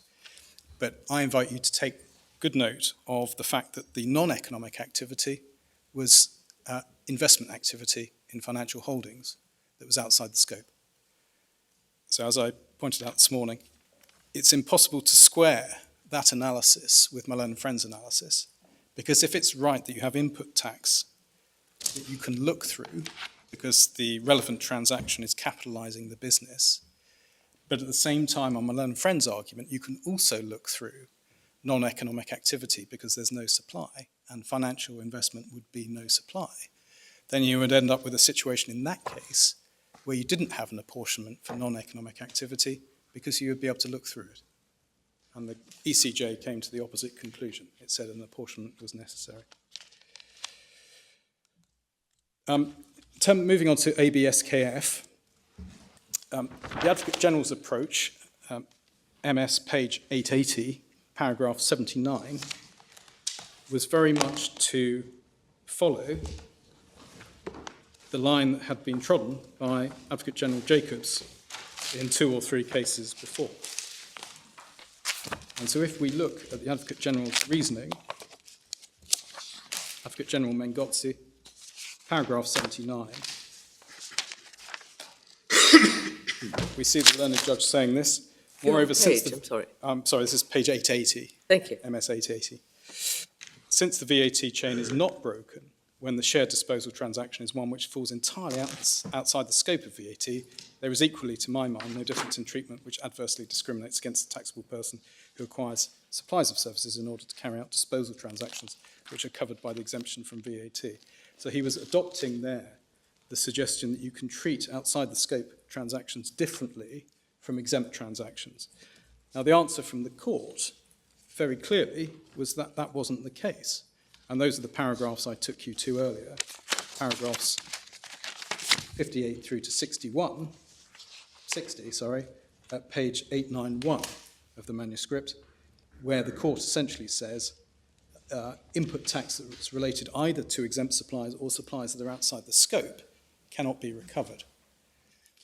What then happens is the court says, well, I'm also faced with this rather strange finding from the National Court to the effect that these costs are both directly attributable to the share supply, exempt transaction, but also general costs of the business as a whole.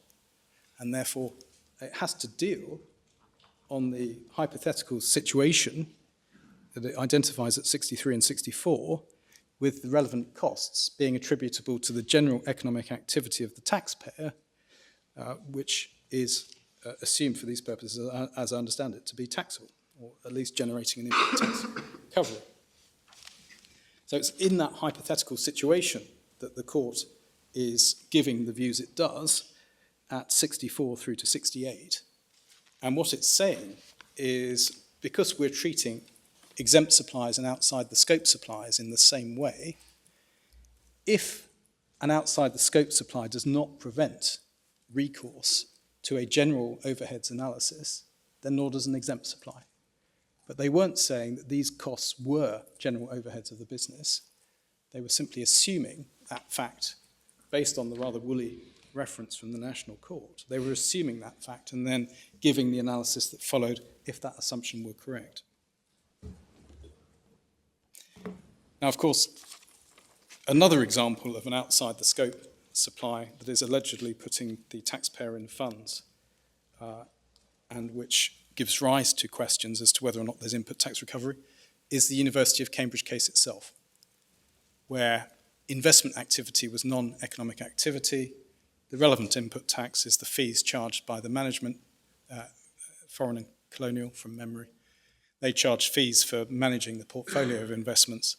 The question whether or not that input tax is recoverable turns on whether or not it's appropriate to consider not whether or not that is a cost component of the taxable services that Cambridge University provides, but whether or not you could effectively rely on the income produced from the investments that were used to subsidise the downstream supplies, whether that establishes a sufficiently direct and immediate link between the input tax incurred and the ultimate downstream activities. So that very issue is an issue in the Cambridge case, and that's why we say the reference answer in that case will be highly relevant. So there are a smattering of cases where outside the scope supplies, even though they, in inverted commas, give rise to funding for the business, have been found either not to give input tax recovery or to require apportionment to be made. And the only basis upon which apportionment would be required would be if one rejected my learned friend's submission.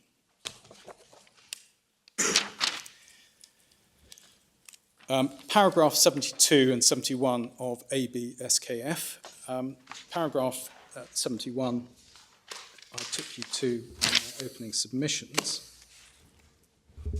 In our respectful submission, that is making the point that if you have a direct and immediate link with an exempt disposal of shares, then you can't recover your input tax. If, on the other hand, there's no such link, and the cost of the input transactions is incorporated more generally in the products as a whole, then input tax recovery should be allowed. That's making the point that either it's going to be attributable to a specific transaction, at which point the VAT classification of that specific transaction will direct whether input tax is recovered, or it's going to be input tax that's directly and immediately attributable to the general activity of the business, at which point it qualifies as an overhead. What that is not saying, we respectfully suggest, is that you get recovery even if there is a direct and immediate link between the input tax and a supply that's outside the scope. Paragraph 72 appears at face value to be rather odd, but in our respectful submission, that's dealing with the Kretz-Technik case. Why? Because there's suddenly the introduction of the concept of financial transactions by which capital is acquired. And in context, that's the Kretz-Technik case, which the courts referred to in numerous places earlier. One of your lordships, I forget who, I apologise, had asked whether or not BLP was referred to in the court's judgment. That was me. Answer is, I'm grateful. My Lord Briggs asked the question whether or not it's referred to. Answer, not in the court's judgment. Yes, in the Advocate General's judgment, where it appears on a number of occasions. So it's inconceivable that the court in ABSKF wasn't aware of it. And as I've indicated, at face value, the conclusion at paragraph 68 seems counterintuitive to the VAT scheme.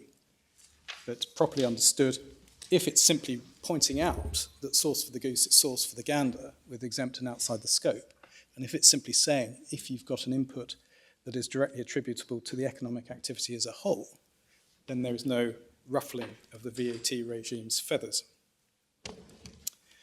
The next case my learned friend referred to is Minerva. Just for your note, please would you take note of the fact that at paragraph 8, the input tax was incurred on the acquisition of capital, so it's a Kretz-Technik case.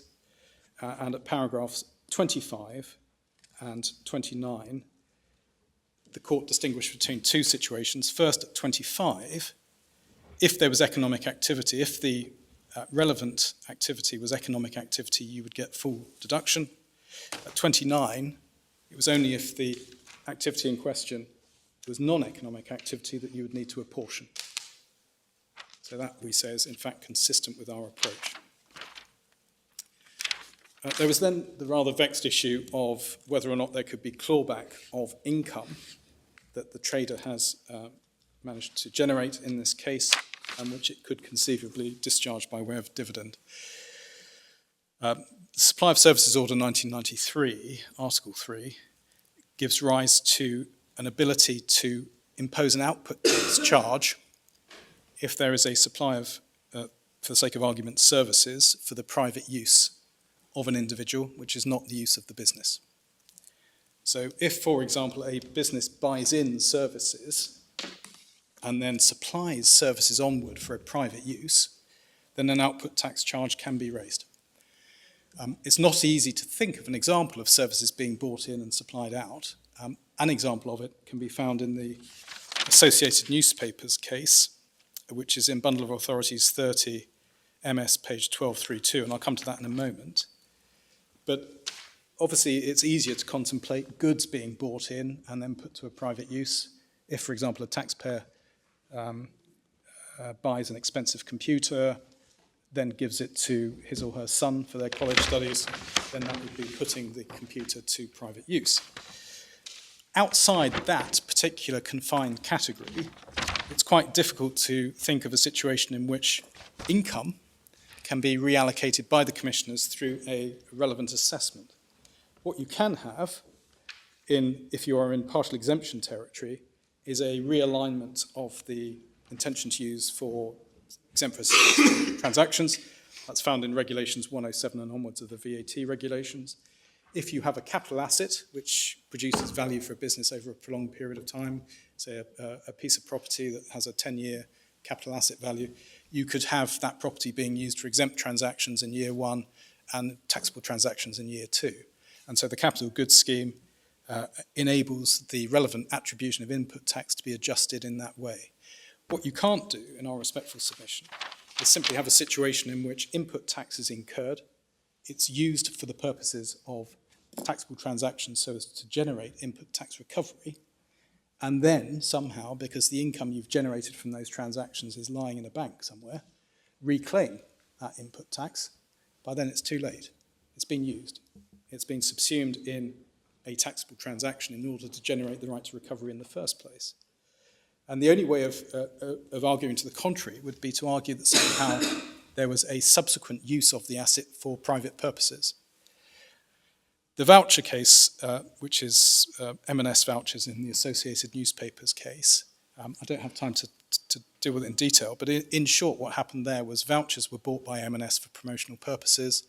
They were given away free of charge. It was a supply outside the scope. One of the questions was, can that amount to a supply for private purposes? Answer given by the court, no, because it's still for a business purpose. It's just for a business purpose that is non-economic activity. And so in that case, Associated Newspapers were able to recover the purchase price of the voucher, didn't have to account for an output tax charge when they gave away the vouchers free of charge. VWFS, paragraph 43, my learned friend very fairly read it. That was a case where the general costs had a direct and immediate link with the activities of Volkswagen as a whole, so they were general overheads. That doesn't help us here, where our argument is that these are not transactions that are general overheads. So if we were in general overheads territory, that analysis would apply. In any event, it's clear that whether or not you get specific economic recovery from one supply rather than the other is indeed irrelevant. If, for example, a taxpayer rightly claims input tax because it's a general overhead, the fact that the taxpayer makes a loss is irrelevant. They still get the input tax recovery. So economic recovery doesn't change things. What was actually being argued in that case was that because you had to have some slightly more mechanistic approach to price as a price reflecting cost components, the revenue sought to argue that because none of the costs were reflected in the price charged for a given part of a composite supply of goods and services, that restricted the input tax recovery. Answer from the court, following a reference from this court, no, that's not right. They're part of the general overheads, and it's recoverable on that basis. My final point relates to the reference. You have my submissions already. We do respectfully suggest that the reasoning of Lord Justice Patten in the Cambridge case means that these issues are not act clear. Mind you, though, the decision of the court, I was looking up this, it's the statute of the court in Article 20 that deals with this, and they could only do what they've done on the footing that the case raises no new point of law. So in other words, it's all the law has already been established. That's necessary to decide the case. Well, they either... no new point of law presupposes that the questions don't raise a new point that hasn't been addressed directly by the court. If one is saying through the intention to use income produced from a particular transaction, it's sufficient that there is an intention to use that for taxable activities, and that gives rise to a right of recovery, that would be a new point that is not recognised in the existing jurisprudence. Now, it's not for me to speculate. I think one can infer that the court considers that the answer should be straightforward, but that doesn't help me, because I'm either straightforwardly right or straightforwardly wrong. And the court will tell me in due course which of those two things it is.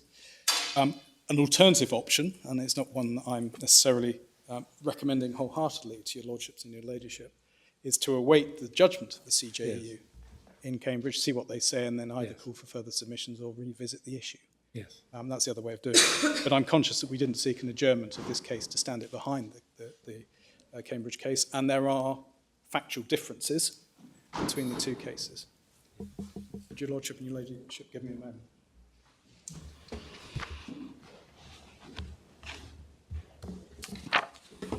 My learned junior helpfully reminds me that I think you've already got the point. Advocate General Jacobs did indeed suggest a dichotomy between outside the scope and exempt, but I hope I've made it clear that in ABSKF that was rejected, even though it was expressly ventilated at paragraph 79 of the AGO's opinion, and it's been confirmed since by Sveda and by Iberdrola. So, I'm sorry, in which case was it rejected? Initially in ABSKF, where they said you treat those two imposters just the same, exempt suppliers and outside the scope, and then subsequently subsequently Sveda and then Iberdrola. So that fox is shot. My lords, my lady, unless I can be of any further assistance, those are our submissions in reply. Thank you very much indeed, Mr. Beale. Well, we're most grateful to all counsel and to those sitting behind who've been involved in preparing the submissions, which we've found very helpful. We'll take time now to consider our decision.